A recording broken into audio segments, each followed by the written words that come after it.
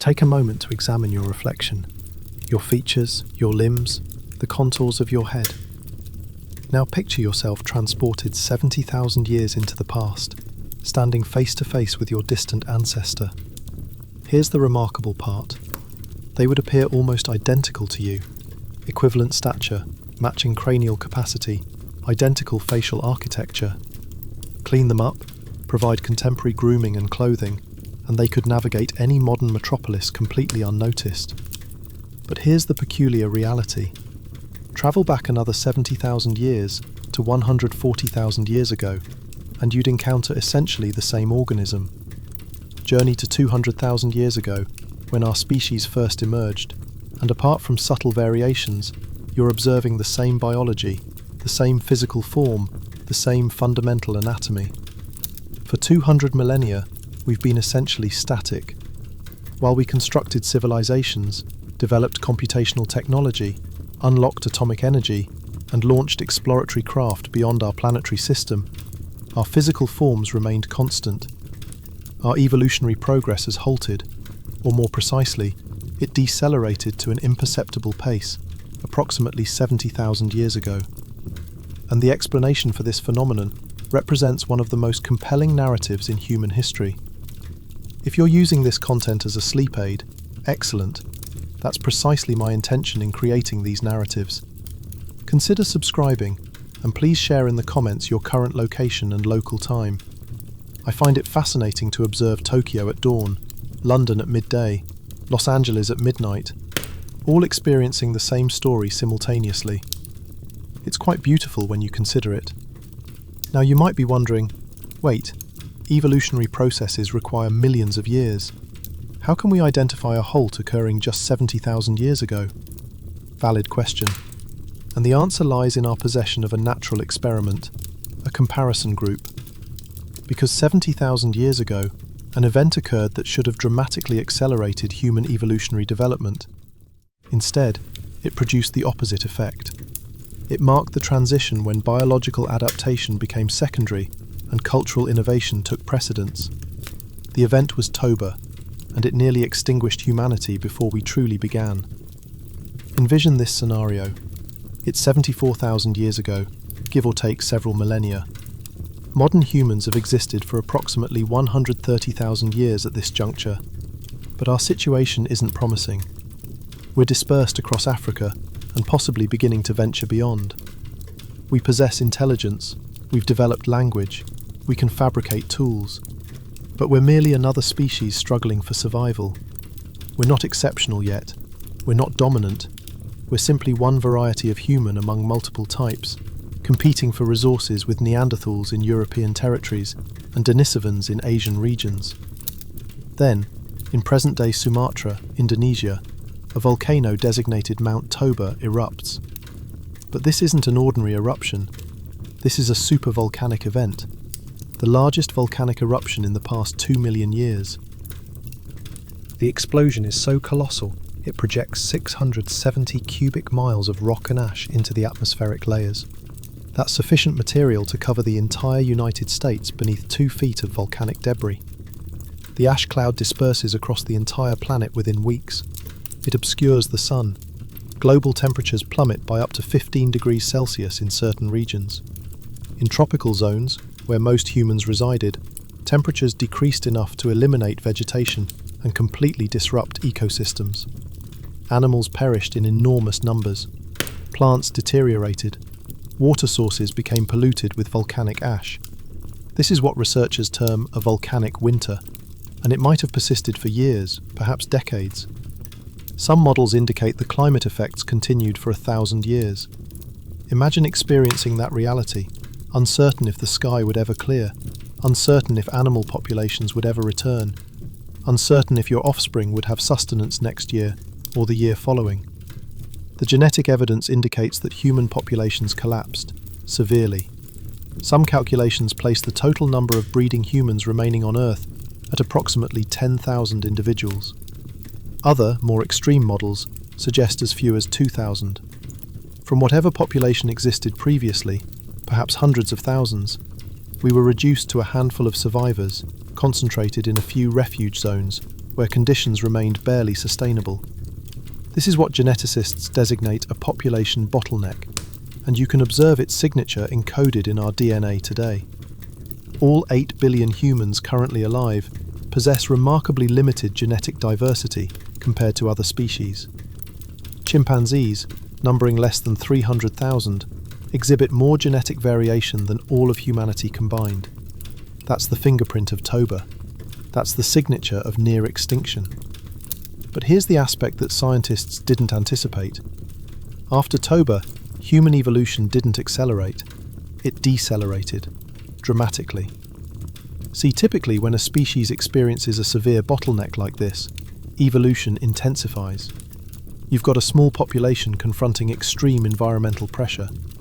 Natural selection should be operating at maximum capacity, favouring individuals with advantageous traits, eliminating anything that doesn't contribute to survival. You'd expect to observe rapid evolutionary modifications as the population adapts to the new conditions. But that's not what occurred with us. Instead, something unprecedented transpired. Humans stopped evolving through biological mechanisms and started evolving through cultural means.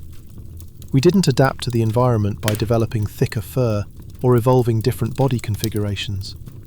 We adapted by inventing superior tools, creating more sophisticated social frameworks, developing novel hunting strategies, and transmitting knowledge across generations. Around 70,000 years ago, immediately following the Toba bottleneck, the archaeological record displays an explosion of what scientists call behavioral modernity. Suddenly you observe evidence of artistic expression, ornamental objects, sophisticated weaponry, long-distance trade networks, ritual behavior, and complex social organization. It's as if someone activated a switch in the human brain. This is what anthropologists designate the cognitive revolution, or the Great Leap Forward, and it transformed everything. Because once humans could resolve problems through innovation rather than adaptation, once we could survive by thinking differently rather than being different, biological evolution became essentially irrelevant. Consider this reality. If the climate becomes colder, most animals need to evolve thicker fur over thousands of generations. Humans? We simply invent clothing and construct fires. Problem solved in one generation, and the solution gets transmitted through culture, not genes. If prey animals become faster, most predators need to evolve greater speed too. Humans? We invent superior weapons. We develop coordinated hunting strategies. We share information about animal behavior. From 70,000 years ago to today, our bodies have remained essentially unchanged. Same cranial capacity, actually slightly smaller on average. Same skeletal structure, same basic physiology. But our capabilities have expanded exponentially. Not because we evolved biologically, but because we evolved culturally. And that's what makes this narrative so incredible. For millions of years, human evolution functioned like every other species. Random mutations, natural selection, survival of the fittest. Then 70,000 years ago, we broke the rules. We discovered a shortcut. We determined how to evolve without evolving. But the question remains, did evolution genuinely stop? Or is something more subtle occurring? Are we still evolving in ways we don't recognize? And what does it mean for our future? Over the next while, we're going to explore this mystery together. We'll examine the evidence, track the timeline, understand the mechanisms, and discover why the moment we stopped evolving biologically might be the most important event in human history. So settle in, get comfortable, and let's begin this journey through time. Let me tell you about the day evolution changed its mind about humanity. The story begins not 70,000 years ago, but much earlier.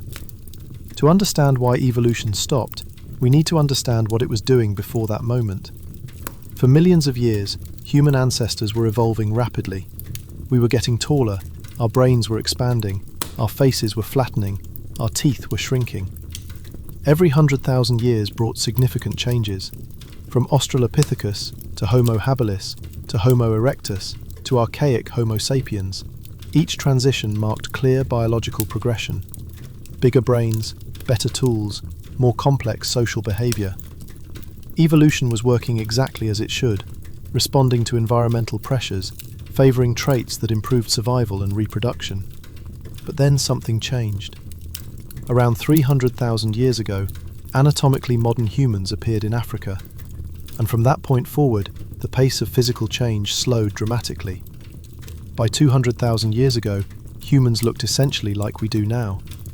And then 70,000 years ago, physical evolution essentially stopped altogether. The question is why? The traditional explanation pointed to the Toba bottleneck as a genetic reset button. When the population crashed to just a few thousand individuals, genetic diversity plummeted. With less variation in the gene pool, there was less raw material for natural selection to work with. Therefore, evolution slowed down. That explanation makes sense, and it's partially correct, but it's not the complete story. Because here's what scientists have discovered in recent decades. The Toba bottleneck didn't just reduce our numbers, it fundamentally altered how human brains functioned. The survivors weren't just lucky, they were different. They possessed enhanced cognitive abilities that allowed them to survive when others perished. And those enhanced abilities changed everything. The evidence comes from multiple sources.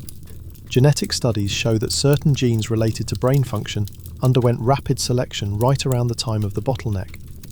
Archaeological evidence shows a dramatic increase in behavioural complexity immediately after Toba.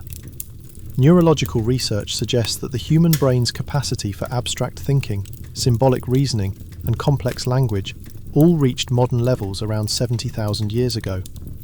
What happened was this. The Toba catastrophe created the most intense selection pressure humans had ever faced. Not selection for physical traits like strength or speed, selection for cognitive traits, intelligence, creativity, social cooperation, abstract thinking, the ability to imagine solutions that didn't exist yet. The survivors of Toba were the individuals who could think their way out of impossible situations, who could look at a landscape devoid of familiar food sources and figure out what else might be edible, who could maintain social cohesion when resources were scarce and competition was fierce, who could teach others and learn from others and build on accumulated knowledge. These weren't necessarily the strongest or fastest individuals, they were the smartest, most adaptable, most creative ones. And once those traits became universal in the surviving population, once every human possessed that enhanced cognitive capacity, biological evolution became almost irrelevant, because now humans could adapt to any environment, not by changing their bodies, but by changing their behaviour. They could survive in the Arctic without evolving thick fur, they just invented warm clothing. They could hunt fast prey without evolving greater speed, they just developed better hunting technologies. This is the key insight. Evolution stopped because it became obsolete. Cultural evolution could accomplish in one generation what biological evolution required thousands of generations to achieve. Why wait for natural selection to slowly favour individuals with slightly better cold tolerance when you can invent shelter and fire and clothing right now? The archaeological evidence for this transformation is stunning. Before 70,000 years ago, human tools and behaviour were relatively simple and changed very slowly. A stone hand axe design might remain unchanged for hundreds of thousands of years. But after the Toba bottleneck, innovation exploded. New tool types appeared constantly. Complex weapons like spear throwers and eventually bows and arrows emerged. Long-distance trade networks developed, evidenced by materials like obsidian and shells found hundreds of miles from their sources. Art appeared for the first time. Not just simple marks, but sophisticated cave paintings, carved figurines, decorative beads made from shells and stones. These weren't functional items. They were symbolic, aesthetic, cultural. They demonstrate abstract thinking, the ability to create meaning beyond immediate survival needs. Burial practices became elaborate, suggesting belief in an afterlife, spiritual concepts, rituals.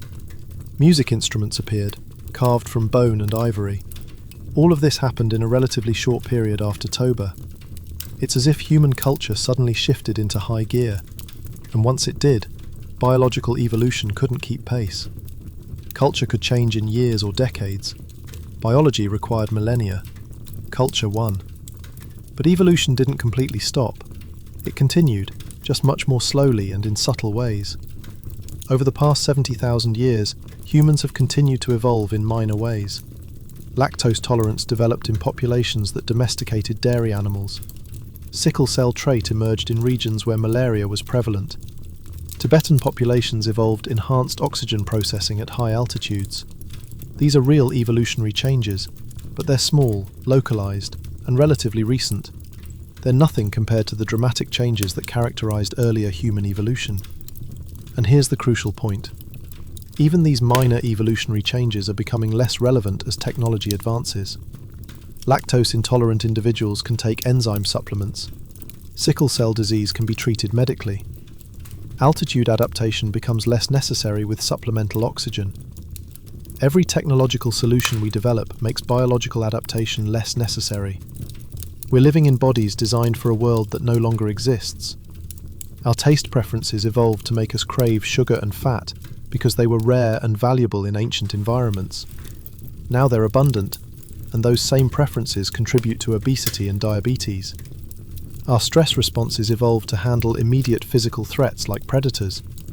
Now they activate in response to abstract concerns like deadlines and social media, causing chronic anxiety. Our social instincts evolved for small groups where everyone knew everyone. Now we live in massive cities surrounded by strangers, and many people report feeling isolated, despite being constantly surrounded by others. We're running 70,000-year-old software on 21st century hardware, and the mismatch creates problems. But it also demonstrates how completely we've transcended biological evolution. We don't need to evolve better stress responses. We develop meditation techniques, therapy, medication. We don't need to evolve different taste preferences. We consciously modify our diets and create food technologies. We don't need to evolve new social instincts. We create online communities and social technologies that extend our natural capacities. Every challenge we face, we solve culturally rather than biologically. This makes humans unique among all species on Earth. Other animals evolve to fit their environments. Humans modify environments to fit us. Other animals are shaped by natural selection. Humans shape our own selection pressures. Other animals adapt or go extinct. Humans adapt, then change the rules so adaptation isn't necessary anymore. The implications are profound. For 4 billion years, life on Earth has been shaped by Darwinian evolution. Random mutation, natural selection, survival of the fittest. It's the only game in town. Then 70,000 years ago, one species found a loophole. We discovered that knowledge and culture could evolve faster than genes and bodies. We learned that teaching and learning could accomplish what mutation and selection took millennia to achieve. And in doing so, we fundamentally changed what it means to be a successful species. Success is no longer about having the best genes. It's about having the best ideas. It's not about being strongest or fastest. It's about being smartest and most cooperative. It's not about individual adaptation. It's about collective knowledge. This explains human dominance. We're not the strongest animals. We're not the fastest. We don't have the best senses or the most effective natural weapons. But we have something no other species possesses: the ability to accumulate knowledge across generations and build on previous innovations. Each generation doesn't start from scratch. We inherit the entire knowledge base of human culture and add to it. That's why human capabilities have exploded exponentially while our biology remains static. We're standing on the shoulders of giants, building on 70,000 years of accumulated cultural evolution. From stone tools to smartphones, from cave paintings to computer graphics, from oral stories to the internet, each innovation builds on what came before, and the pace keeps accelerating. It took thousands of years to go from simple stone tools to bronze metallurgy, hundreds of years to go from bronze to iron, but only decades to go from the first computer to artificial intelligence. Cultural evolution doesn't just happen faster than biological evolution, it accelerates over time.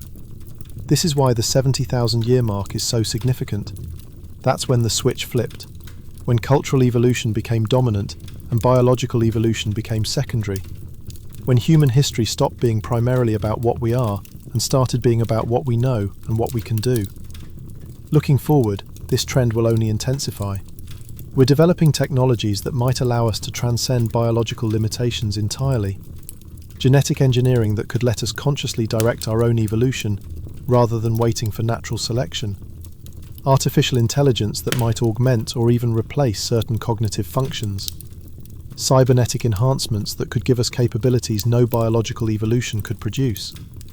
We're approaching a point where the distinction between biological and cultural evolution might become meaningless, where we might be able to upgrade ourselves like software, adding new capabilities through technology rather than waiting for mutation and selection.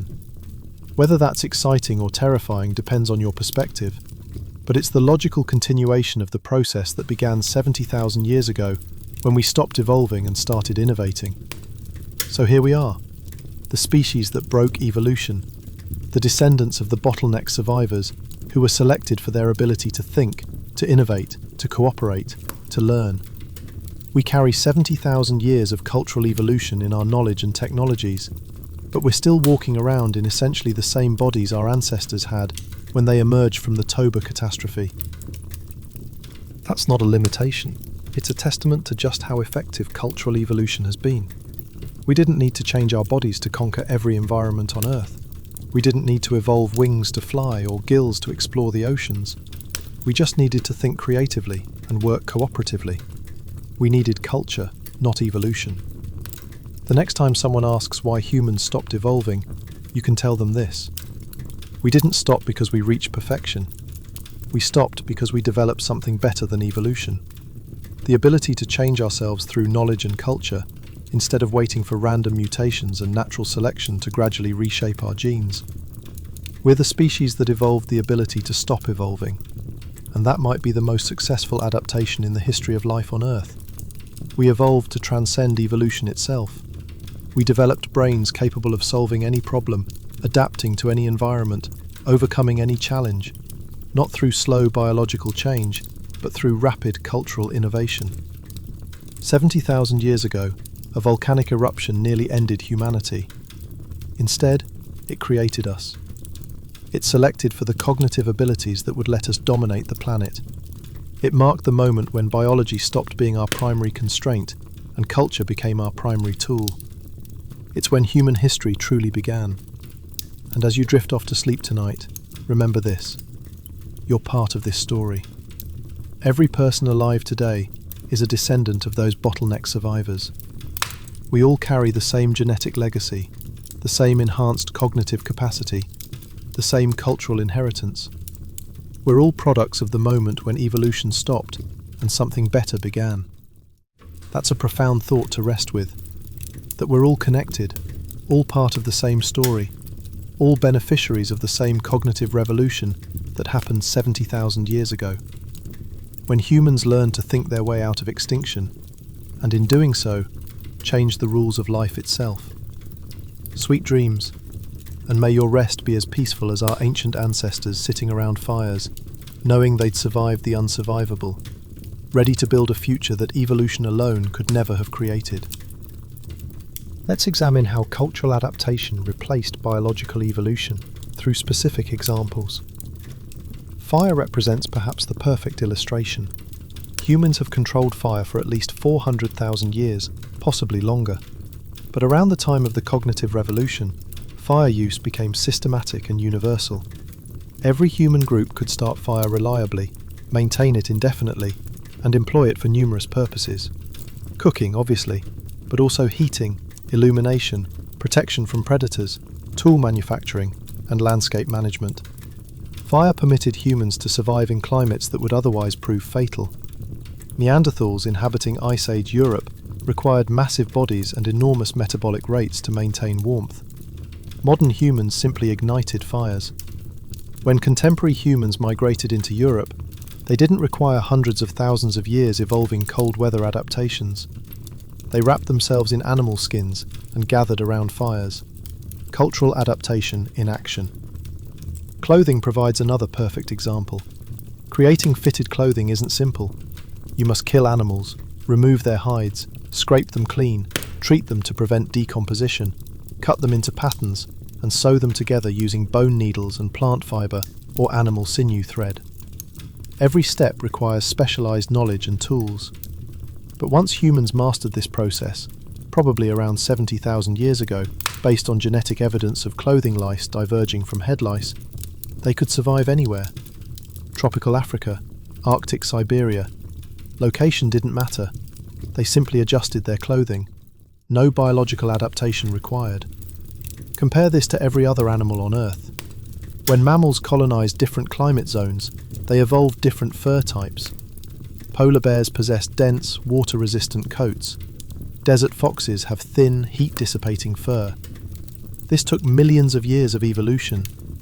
Humans accomplished the equivalent through culture in a few thousand years. And here's the truly remarkable aspect. Once clothing removed the selection pressure for cold weather adaptation, human bodies stopped evolving in that direction.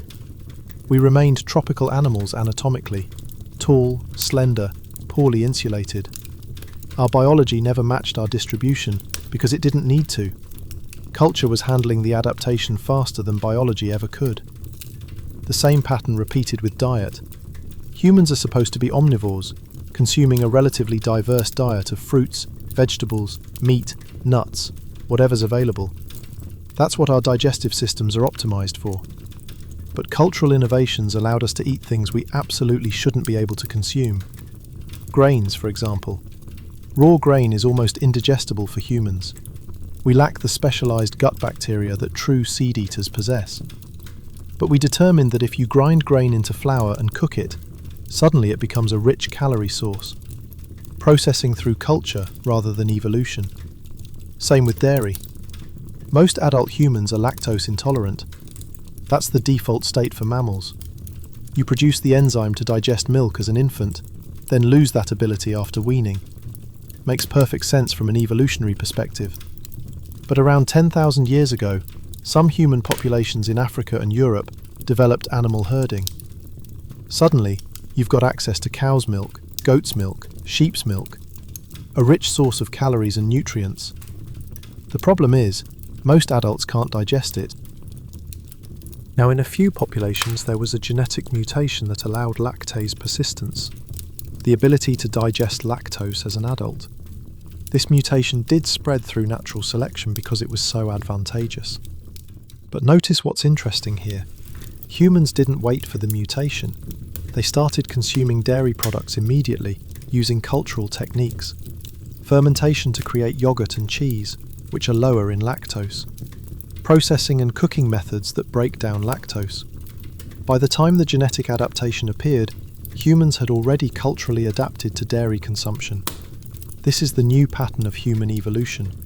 Culture leads. Biology follows slowly, if at all. And increasingly, biology doesn't follow at all, because culture solves problems faster than natural selection can act. Humans also developed something else that fundamentally changed how evolution worked. Complex social structures that protected weaker individuals. In most species, natural selection is brutal. Individuals with genetic disadvantages die before reproducing. That's how evolution works. The weak are culled, the strong survive, and advantageous genes spread through the population. But humans, especially after the cognitive revolution, created societies that actively protected weaker members. Someone born with poor eyesight in a wolf pack faces severe disadvantages. They'll have trouble hunting, probably won't survive long. Someone born with poor eyesight in a human society just needs someone else to make them a spear and point them toward prey. They can contribute in other ways. Maybe they're better at tool making or plant processing or childcare. Archaeological evidence from this period shows individuals who survived for years despite disabilities that should have been fatal. Skeletons with severe arthritis, healed fractures, missing teeth. Conditions that would have prevented them from hunting or gathering effectively on their own. They survived because their groups took care of them, fed them, protected them, kept them alive despite their disadvantages. This is compassion, yes, but it's also a massive disruption to natural selection. When you protect individuals with genetic disadvantages and help them survive to reproduce, you're preventing natural selection from removing those genes from the population. Over time, this weakens the effect of selection. Advantageous genes still spread, but disadvantageous genes no longer disappear as quickly. The human gene pool becomes more diverse, because selection isn't culling variants as aggressively. And humans were fine with this, because we'd developed another way to deal with challenges: teaching. If someone is bad at hunting because they lack some genetic advantage, strength, speed, coordination, you can compensate by teaching them better techniques, better tools, better strategies.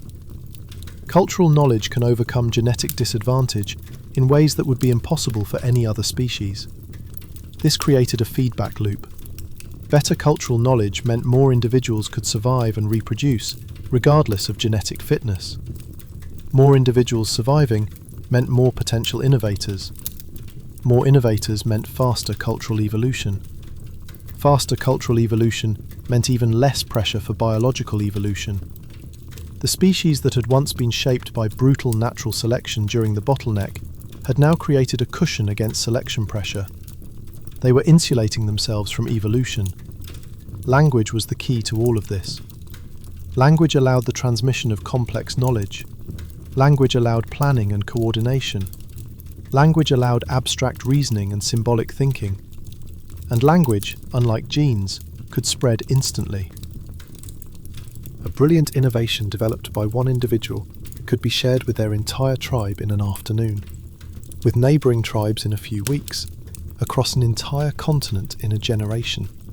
Compare this to biological evolution, where a beneficial mutation in one individual takes thousands of years to spread through even a small population. The speed difference is millions of times faster, literally millions. Cultural evolution operates on timescales measured in years or decades. Biological evolution operates on timescales measured in millennia or millions of years. By 50,000 years ago, humans had developed technology that was changing faster than the archaeological record could track. Every few thousand years, stone tool designs would be completely revolutionized. New materials would be incorporated. New techniques would be developed. This is orders of magnitude faster than evolutionary change, and the pace was accelerating. The period from 50,000 to 10,000 years ago saw more technological innovation than the previous 2 million years of human evolution combined. Blade technology, composite tools, atlatls, bows and arrows, sewing needles, fishing hooks, nets, baskets, pottery in some regions. Each innovation built on previous knowledge. Each generation inherited a more sophisticated cultural toolkit than the last. And crucially, this cultural knowledge could be modified and improved within a single lifetime. A skilled toolmaker could experiment with different techniques, find improvements, and immediately teach those improvements to others. Try that with genetic evolution. You'd need thousands of generations. The process was gradual, accelerating with agriculture, urbanization, and modern technology. But the trajectory was set during the recovery from the bottleneck, when human populations began developing the cultural complexity and technological sophistication that would eventually replace biological evolution as the primary means of adaptation. We became, in a very real sense, the first species in Earth's history to evolve beyond evolution, to create an environment where natural selection no longer shapes the species in significant ways, where culture and technology provide adaptive advantages far more quickly and effectively than genetic changes ever could. The implications of this are profound. It means that anatomically, genetically, biologically, modern humans are essentially frozen at the point we reached about 70,000 years ago. We're not evolving toward bigger brains or stronger bodies or better disease resistance. We're not adapting to our modern environment through genetic changes. We're simply maintaining the genetic status quo, preserving the enormous diversity of human genetics without the selective pressures that would normally shape that diversity toward any particular direction. But if strong natural selection stopped operating on human populations tens of thousands of years ago, we should see evidence of that in the fossil record. We should be able to trace the anatomical changes, or lack of changes, that mark the end of human biological evolution. And we can. The bones don't lie. Now here's where things get really interesting, because when you actually look at the physical evidence, when you examine the bones and teeth and DNA of humans from the past 70,000 years, you see something that shouldn't be possible. You see stasis, evolutionary pause. a biological freeze frame that's been locked in place for 3,000 generations. Let me show you what I mean. In 2017, archaeologists working in Morocco discovered something extraordinary at a site called Jebel Irhoud. Human remains dating back 315,000 years. These weren't modern humans yet. The skulls were longer and flatter than ours. The brow ridges were more pronounced. The face projected forward more. But they were getting close. You could see modern human features starting to emerge from more archaic forms. Fast forward to 195,000 years ago. The Omo remains from Ethiopia, even closer to modern anatomy. The skull vault is higher, the face is flatter, the brow ridges are reduced. Evolution is clearly happening. Changes are accumulating generation by generation. The fossil record shows human anatomy transforming steadily toward the modern form. Then jump to 160,000 years ago. The Herto skulls, also from Ethiopia. Now we're looking at what paleoanthropologists call near-modern humans. If you saw one walking down the street, you might do a double take, but you wouldn't think they were a different species. The basic architecture is there. High rounded skull, flat face, small brow ridges, prominent chin. The evolutionary trajectory is clear. From 300,000 years ago to 100,000 years ago, human anatomy was changing rapidly. Brains were expanding, faces were becoming more gracile, body proportions were shifting. This is what evolution looks like in the fossil record. Steady directional change driven by natural selection. But then something weird happens. Around 70,000 years ago, the changes stop. Not slow down, stop. Take the School and Kafse cave remains from Israel. These are anatomically modern humans who lived between 90,000 and 120,000 years ago. Their skeletons are essentially indistinguishable from people living today. Same cranial capacity, same body proportions, same dental morphology, same everything. Now look at the Hofmeyr skull from South Africa, 36,000 years old. Again, completely modern. You could swap it with a skull from a contemporary South African population, and anthropologists would have trouble telling them apart without carbon dating. The Cro-Magnon remains from France, 28,000 years old. These are the famous European humans who created elaborate cave paintings and sophisticated tools. Their anatomy? Completely modern. In fact, Cro-Magnon skeletons show slightly more robust bone structure than modern Europeans, probably because they lived more physically demanding lives. But the basic blueprint is identical to ours. Jump forward to 10,000 years ago. The Natufian people of the Middle East. Modern anatomy. 5,000 years ago, ancient Egyptians building pyramids.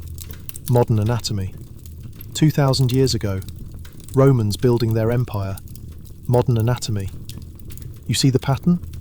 For the past 70,000 to 100,000 years, human skeletal anatomy has been remarkably stable. No major changes in skull shape. No significant shifts in body proportions. No evolution of new physical features. It's like someone pressed pause on human biological evolution right around the time our ancestors were surviving the Toba catastrophe and developing the cognitive capabilities that would define our species. Now let's talk about brain size, because this is where the evolutionary freeze becomes even more apparent. For most of human evolution, brain size increased steadily. Homo habilis, our earliest tool-making ancestor from 2.8 million years ago, had a brain volume of about 600 cubic centimeters. Small, about 40% the size of a modern human brain. Homo erectus, who appeared 1.9 million years ago, averaged about 900 cubic centimeters. Bigger brains, more complex tools, better ability to adapt to new environments. Early Homo heidelbergensis, the common ancestor of Neanderthals and modern humans, had brains around 1200 cubic centimeters, getting closer to modern size. By 300,000 years ago, both Neanderthal and early modern human brains were averaging 1400 to 1500 cubic centimeters, well within the range of contemporary humans. For over 2 million years, human brain size increased by about 850 cubic centimeters. That's massive evolutionary change.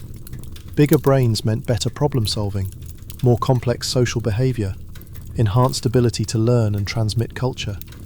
Natural selection was clearly favoring intelligence, and the fossil record shows steady brain expansion as a result. But then, around 100,000 years ago, brain size hits a ceiling and just stops growing. Modern human brain size averages between 1,300 and 1,500 cubic centimeters. That's the same range as humans from 100,000 years ago, same range as humans from 50,000 years ago, same range as humans from 10,000 years ago. In fact, some studies suggest average human brain size has actually decreased slightly over the past 20,000 years.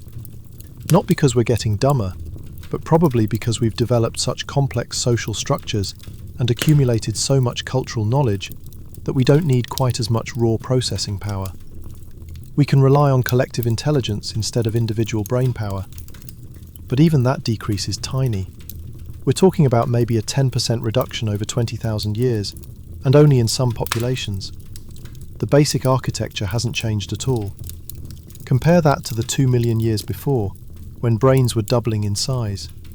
The contrast is stark. Something fundamentally changed about human evolution around 70,000 to 100,000 years ago. The relentless pressure for bigger brains that had driven human evolution for millions of years just vanished. The skeletal evidence tells the same story across the board. Human height has fluctuated over the past 70,000 years, but the range of variation hasn't changed. We have short populations and tall populations today. We had short populations and tall populations 70,000 years ago. Average heights have gone up and down based on nutrition and health, but the genetic potential for height hasn't evolved. Bone density, muscle attachment points, dental morphology, limb proportions, all essentially frozen for the past 70,000 years. The human skeleton that emerged from the Toba bottleneck is the skeleton we still carry today. No significant modifications, no directional evolutionary trends, just minor variations on the same basic theme.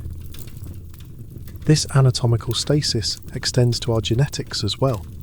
When researchers sequence ancient DNA from human remains thousands of years old and compare it to modern human DNA, they find remarkably little change. The allele frequencies have shifted slightly in some populations. Certain genes have become more or less common, but there are no new genes, no major genetic innovations, no dramatic restructuring of the human genome. The genetic toolkit that existed 70,000 years ago is essentially the same toolkit we're using today. Some tools get used more frequently in certain populations, some tools fall into disuse, but we're not developing new tools through evolution. We're just working with what we inherited from our bottleneck ancestors. And here's what makes this so extraordinary. 70,000 years represents approximately 3,000 generations of humans. That's not a trivial amount of time, evolutionarily speaking. Many species show significant evolutionary changes over that time frame, especially species under strong selection pressure. But humans? Nothing. We look the same. Our brains are the same size. Our bodies have the same basic structure. Our genes show the same fundamental patterns. 3,000 generations of evolutionary stasis. How is that possible? The answer brings us back to where we started. Cultural evolution replaced biological evolution as the primary means of human adaptation. When environments changed, humans didn't evolve new biological traits to cope. They invented new cultural solutions. When challenges arose, humans didn't wait for natural selection to favour beneficial mutations. They used their enhanced cognitive abilities to innovate around the problem. This removed the selection pressures that would normally drive evolution. Without strong directional selection, without consistent pressure favouring certain traits over others, evolution just stopped making significant changes. It's still operating technically. Allele frequencies drift randomly, small local adaptations occur, but there's no major directional trend, no consistent evolutionary trajectory, just random walk around a stable mean. The bones tell this story clearly.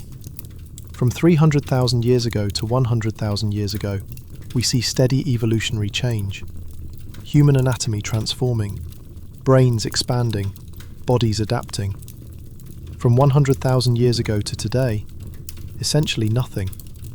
The evolutionary engine that had been driving human development for millions of years sputtered and stalled right around the time we developed the cognitive capabilities that define our species. This isn't coincidence. This is cause and effect. The cognitive revolution that emerged from the Toba bottleneck gave humans the mental tools to adapt culturally rather than biologically.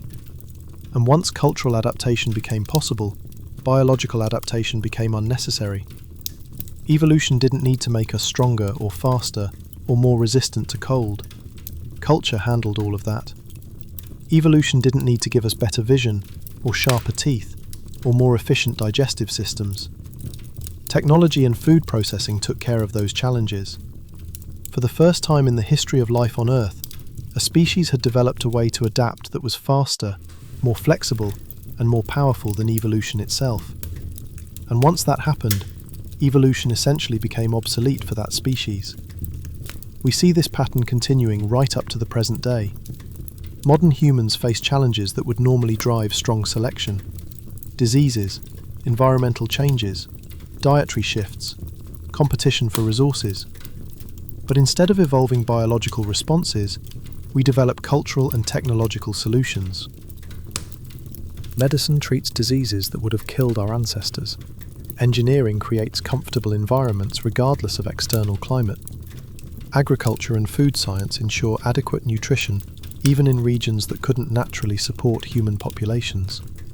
Each technological advancement further weakens the selection pressures that would otherwise drive evolution. This raises fascinating questions about humanity's future.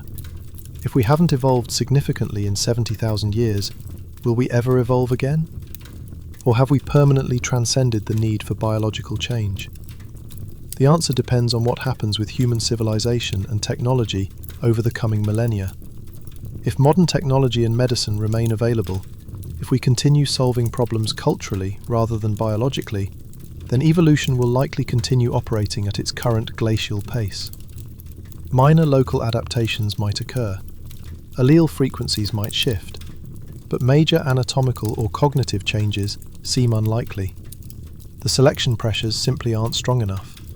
Cultural buffers have removed most of the environmental challenges that would drive significant evolution.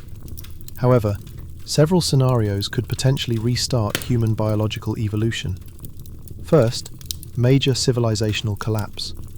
If modern technology became unavailable for extended periods, selective pressures would return. Individuals with genetic advantages in disease resistance, physical robustness, or metabolic efficiency would have better survival and reproduction rates. Over many generations, this could produce evolutionary changes. But even in this scenario, culture wouldn't disappear completely. Humans would still use tools, fire, clothing, and accumulated knowledge. The selection pressures would be weaker than they were before the cognitive revolution. Second, expansion into extreme environments. If humans establish permanent colonies in space, on other planets, or in other challenging settings, those populations might face novel selection pressures.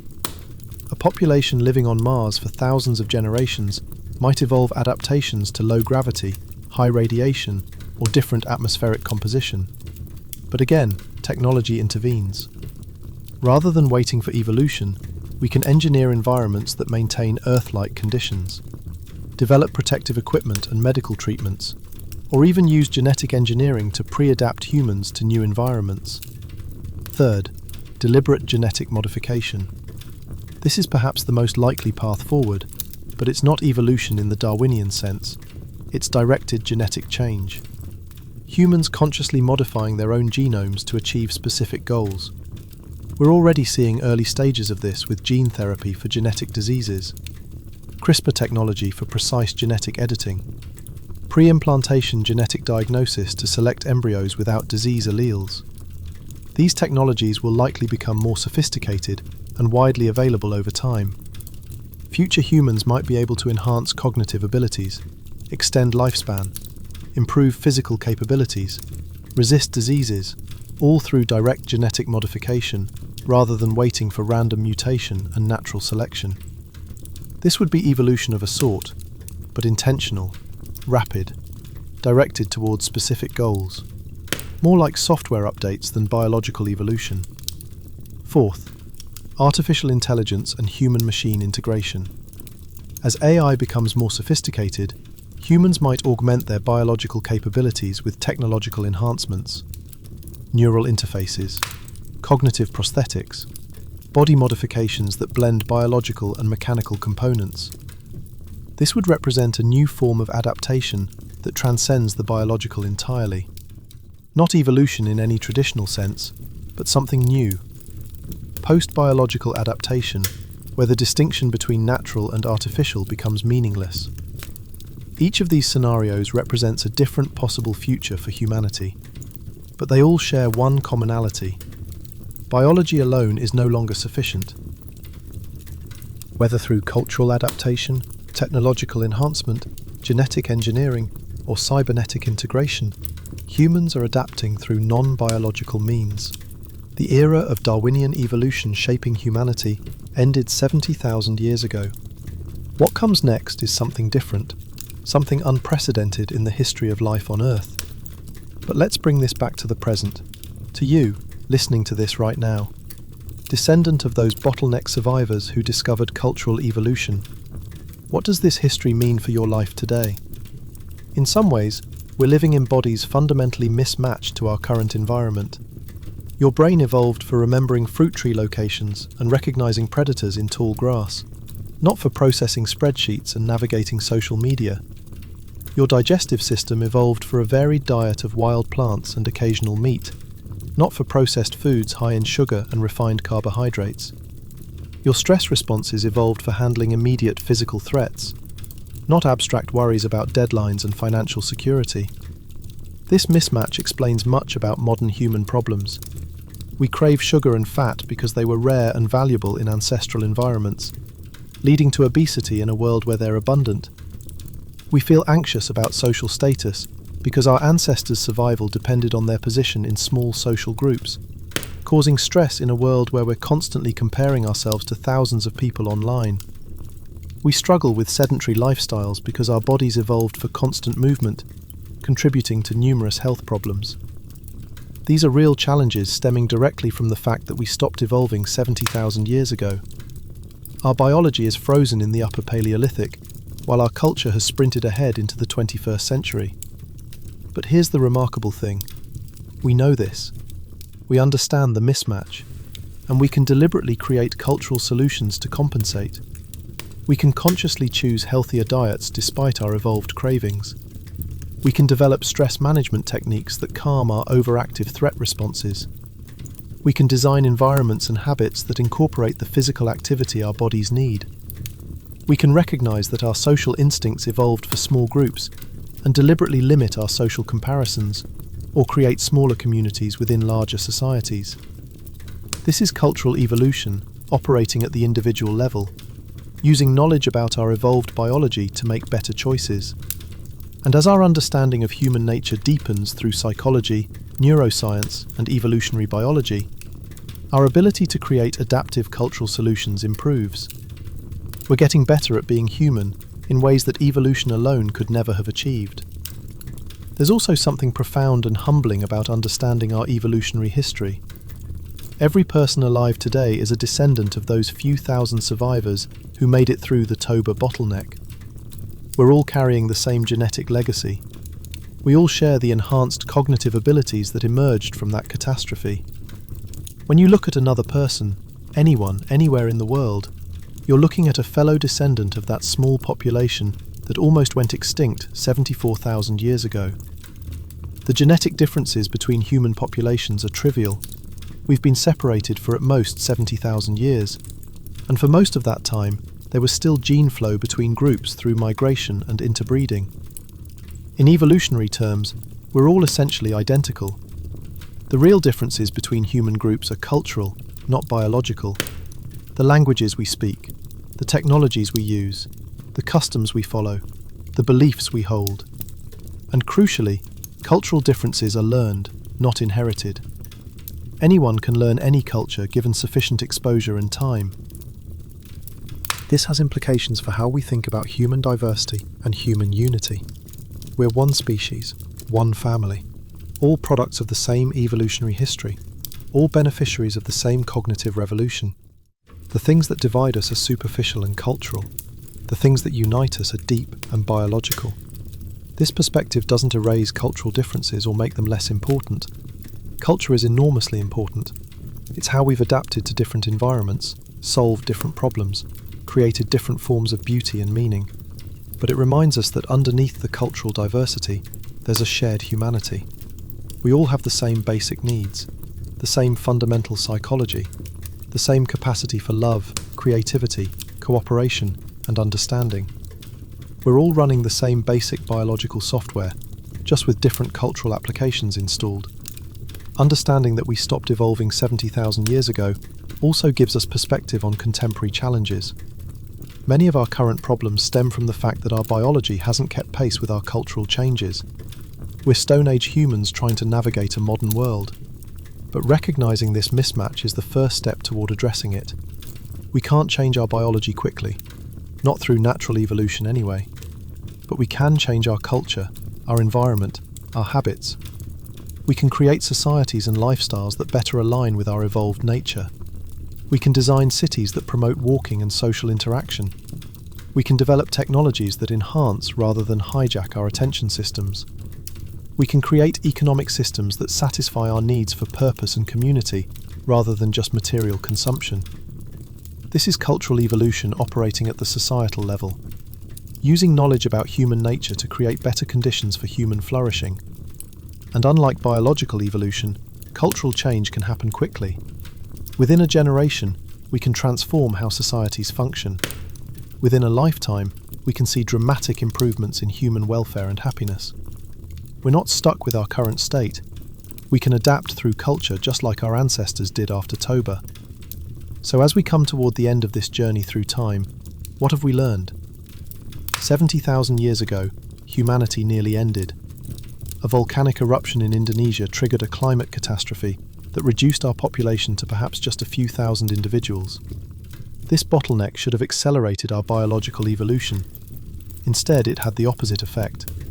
The survivors weren't just lucky, they were selected for enhanced cognitive abilities, intelligence, creativity, social cooperation, abstract reasoning, language capacity.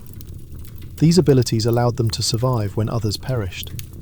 And once these cognitive capacities became universal in the surviving population, they transformed how humans adapted to their environment. We stopped evolving biologically because we started evolving culturally. We developed the ability to solve problems through innovation rather than waiting for evolution to provide genetic solutions. We invented tools, techniques, and technologies that allowed us to survive and thrive in any environment without needing biological adaptations. We created cumulative culture, where knowledge built up across generations, allowing each generation to start from a higher baseline than the last. This cultural evolution was faster, more flexible, and more effective than biological evolution could ever be. It allowed us to spread across the entire planet in just a few tens of thousands of years. It enabled us to develop agriculture, cities, writing, science, and all the other achievements of human civilization. And it's why we look essentially the same today as our ancestors did 70,000 years ago. Because our biology didn't need to change. Our culture was doing all the adapting for us. This is the story of how humans broke evolution. How we found a loophole in the fundamental rules that govern all life on Earth. How we developed a new form of adaptation that transcended the limitations of genetic inheritance and natural selection. It's one of the most important transitions in the history of life, comparable to the origin of life itself or the emergence of multicellular organisms.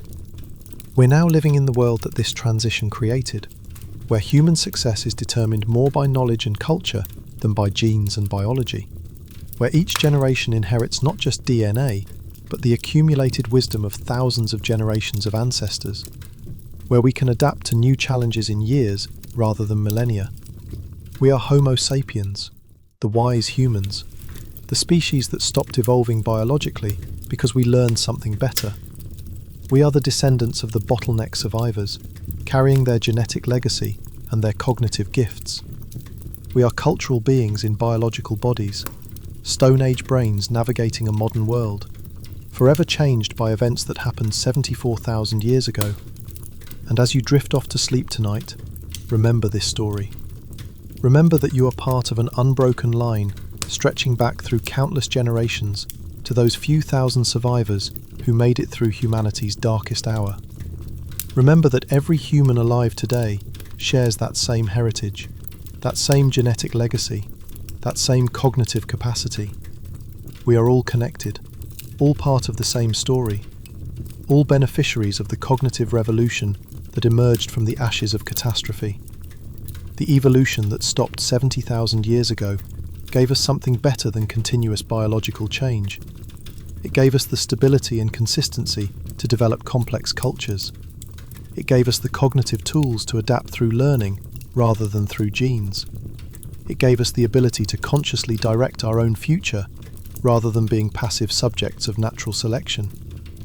We stopped evolving, and in doing so, we became the most successful species in the history of complex life on Earth. That's a legacy worth preserving, a story worth remembering, and a future worth building thoughtfully.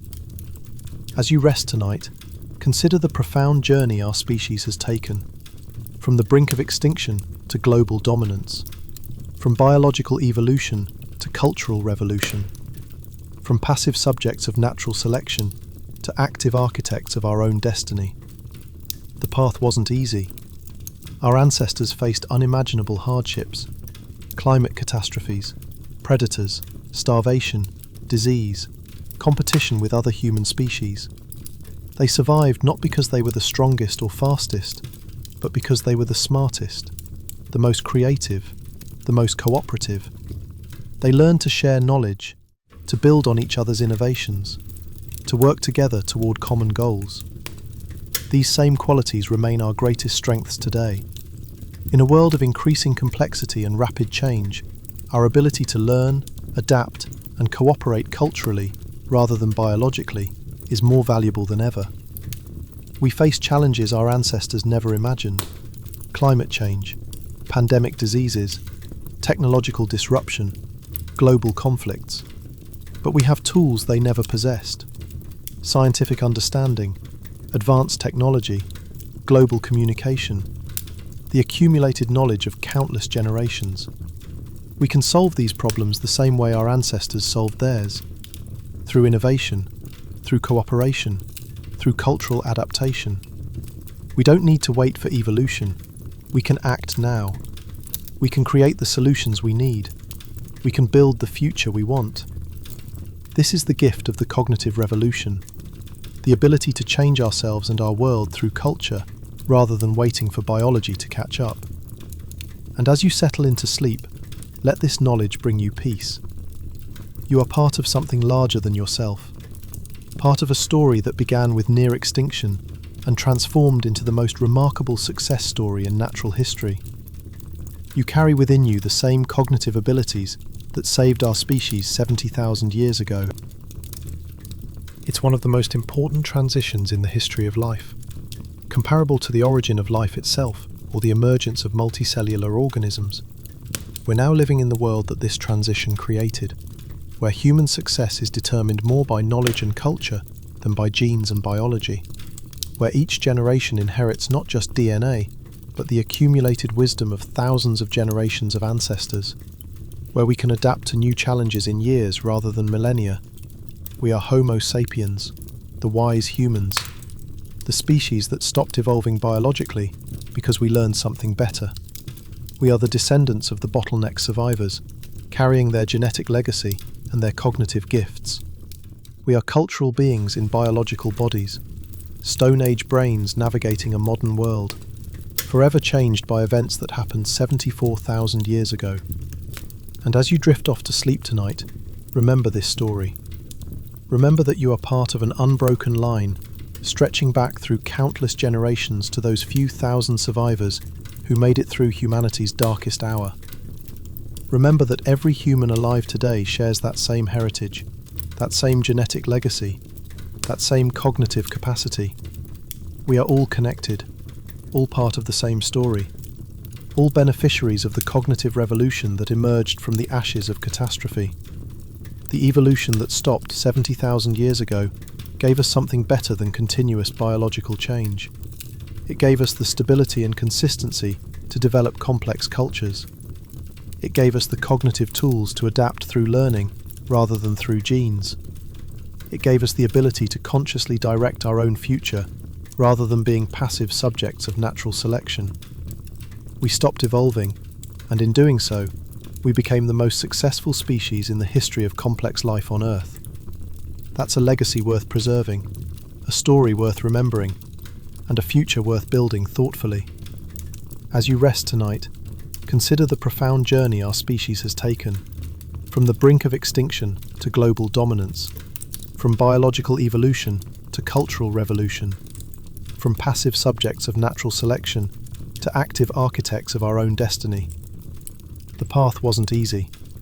Our ancestors faced unimaginable hardships: climate catastrophes, predators, starvation, disease, competition with other human species.